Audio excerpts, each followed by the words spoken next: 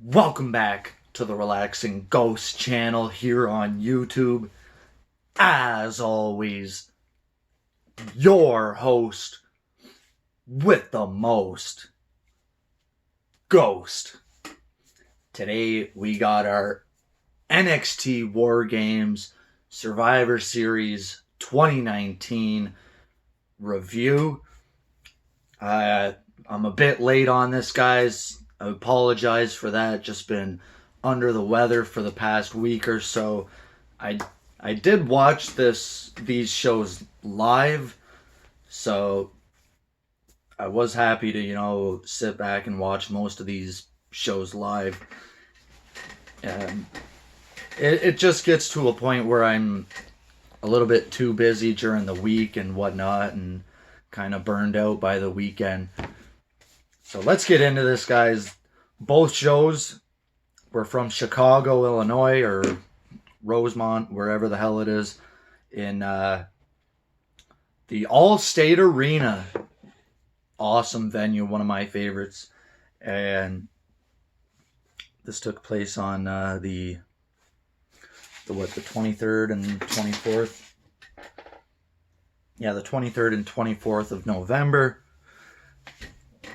First off, I gotta say that going into the Survivor Series, I wasn't that into the whole tri-branded kind of situation. I wasn't really a fan of, I think, last year's show and the years prior's show, where they kept scores throughout the night of this whole Raw versus SmackDown kind of Survivor Series. Not too big of a fan of that, so I was kind of worried about this show. I don't think it hurt the show overall in terms of, tracking points or score throughout the night, as it did, in previous years, like 2017. I think it really hurt that pay-per-view, because by the time you got to the main event, you knew who was winning. And last year's show really didn't matter, since Raw swept SmackDown. So this year they're doing something completely different, where every match is pretty much a triple threat match. Raw, SmackDown, NXT, in pretty much every match, except for our two Universal and WWE title matches. Right away, I'm going to say this is probably the best pay-per-view of the year, my opinion. Really enjoyed it. Let's go to War Games first. There was only about 4 matches there. They had the women's War Games, the men's War Games, and then a triple threat for the number 1 contendership for the NXT title, which Pete Dunne ended up winning. And then Finn Balor versus Matt Riddle. I thought that was a decent match between Riddle and Balor. I thought there was a lot of meat left on the table there, or a lot to be to go back to anyway. I don't like doing 2 high-profile matches like Hell in a Cell, Chamber, Royal Rumble, and now War Games. I don't like doing 2 of those in a night. Look, War Games is a fresh concept. Let's kind of keep it that way and only do 1 a year, or 1 a night anyway. Doing 2 of those in a night, I think, kind of really hurt the crowd by the end of it. And they were both decent. I'll say that. I could go back and forth between both of them. Yeah, the big heel turn with who was it? Tegan Nox and Dakota Kai.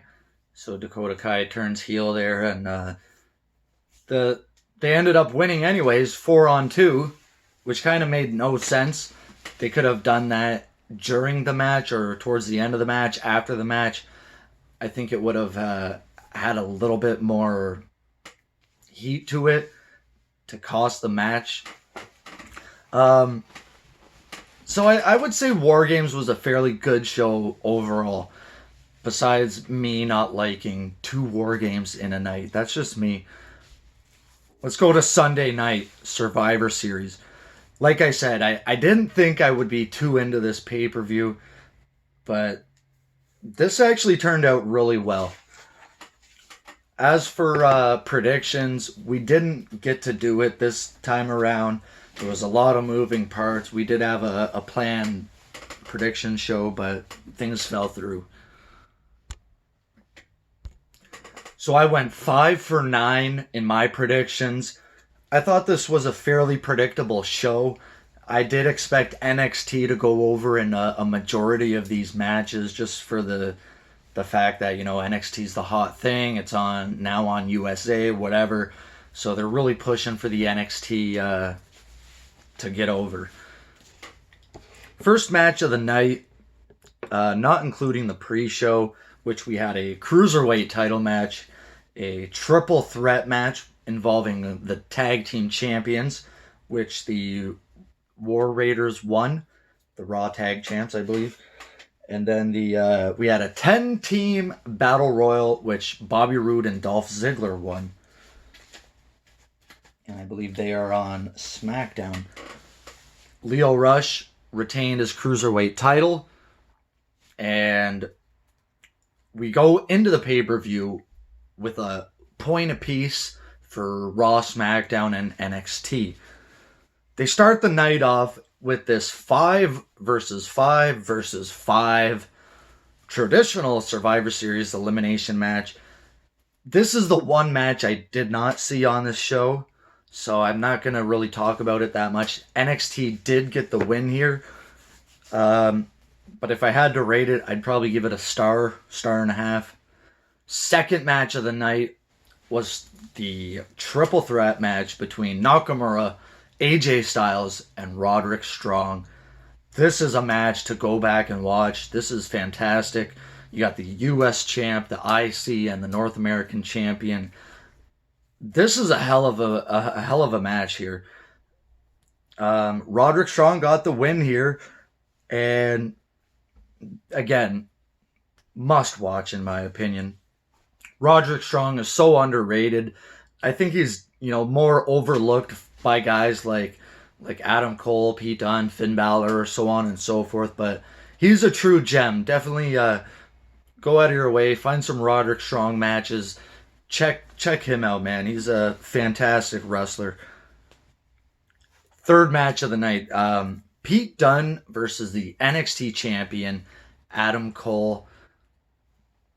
Adam Cole did come out with taped ribs, selling the injuries from the night prior. I did kind of predict the NXT elimination team. I'll get to that later, but the men's War Games match was kind of decent, I guess. It reminded me of the NXT 2 out of 3 falls match between Gargano and Cole, where they fall off the top of the cage, and then Adam Cole barely covered Gargano. They kind of did that spot the night prior in War Games, where they crashed through a couple of the tables, and then Ciampa got the win there. So Adam Cole comes out. They have a pretty good match. Pete Dunne hits a bitter end for 2. Panama Sunrise on the apron. Counters the bitter end. Hit the Panama Sunrise. Last shot to retain the title. That was a good match. Fourth match of the night. I was really surprised to see both championship matches, you know, were not the main event. I think when you have a championship match with a stake in it, or, you know, a higher value to the match in it, it should be a main event. And this is third on the card or fourth on the card. The Fiend versus Daniel Bryan should have closed the show or been second to last. The Fiend, Bray Wyatt, is WWE's biggest attraction right now, and he should definitely be in some of these main events. So this was a good match. It didn't seem like it lasted too long, but we had the red light again, And if you've seen over the weekend, Bray Wyatt debuted a new Universal Championship. Not good. The Fiend is the one guy that does not need a custom championship variant or whatever you want to call it. Heels do not need it unless you're Daniel Bryan. I thought that one worked well, but for the most part, the heels don't need them.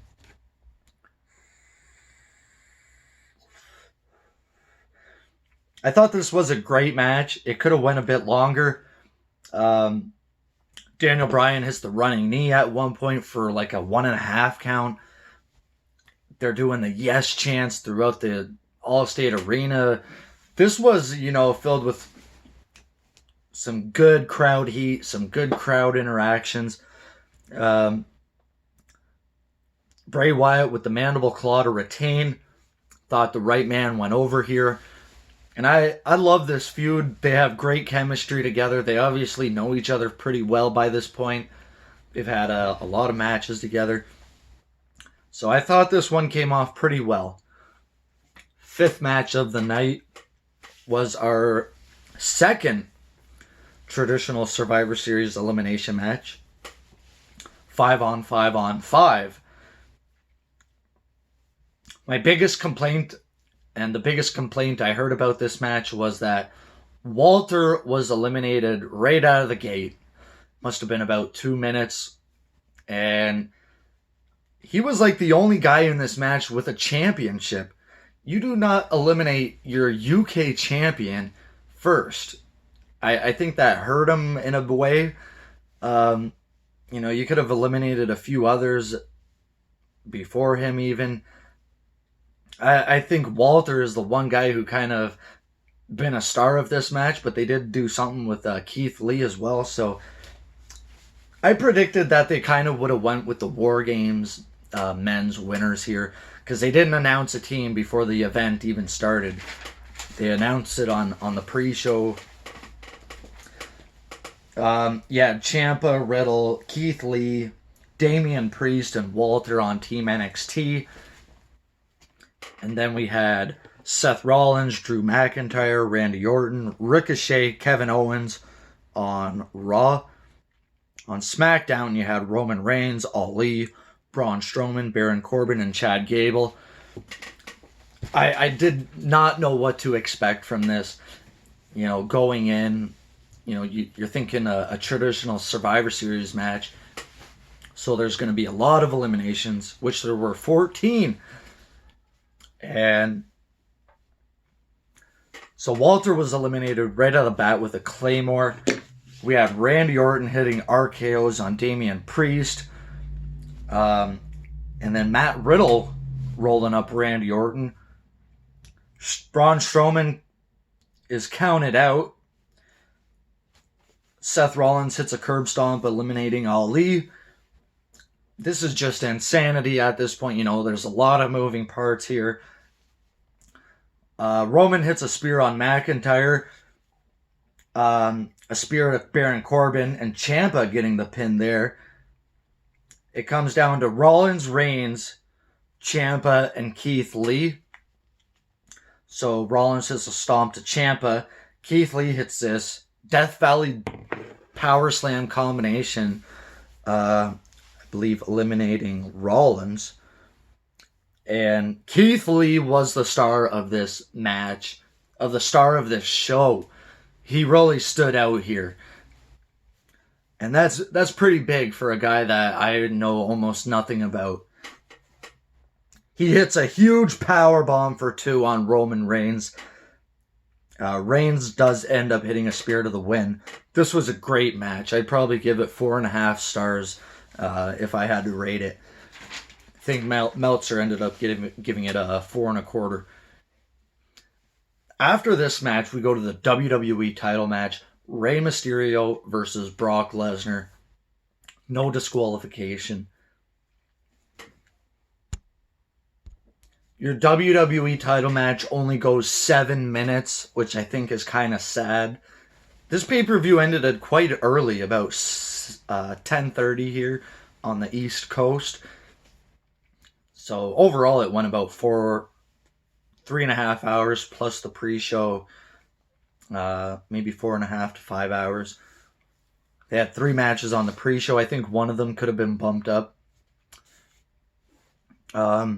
This match, again, it went 7 minutes. There's not much to go through here. Dominic does a run-in with the towel. I didn't really get that since it was no DQ.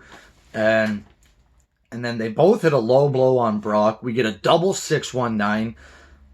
Frog splashes from both Dominic and Rey. Rey Mysterio's wearing like this clown outfit. Not sure if he was supposed to be the Joker or Doink. That was still unaddressed. Usually the wrestlers will cue in the announcers like Michael Cole, Corey Graves, whatever, and say, you know, this is what my outfit is. You know, can you please cover it on the announce desk, whatever. After that, he takes Dominic to Suplex City. Rey Mysterio gets an F5, and Brock retains the WWE Championship. Again, I didn't really expect Rey Mysterio to win the title or anything, but I like this match for what it is. You know, I've seen Dominic grow up since he was a baby in WCW to his days in 2004, 2005, in the feud with Eddie Guerrero, all the way up until his current day. You know, he's a young man now, probably over 20 years old or so. So, it's really cool. And the main event was a women's triple threat. This was okay. I'd probably give it, 2.5 to 3 stars.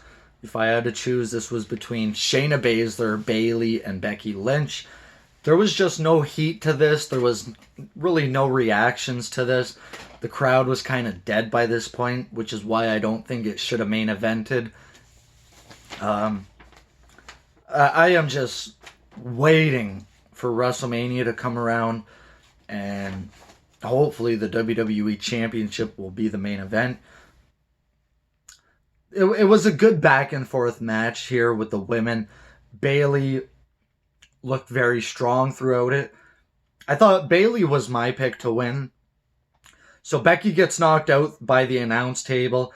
Bayley goes for the elbow off the top, which Shayna turns into the Kirifuda clutch, and Bayley ends up tapping out.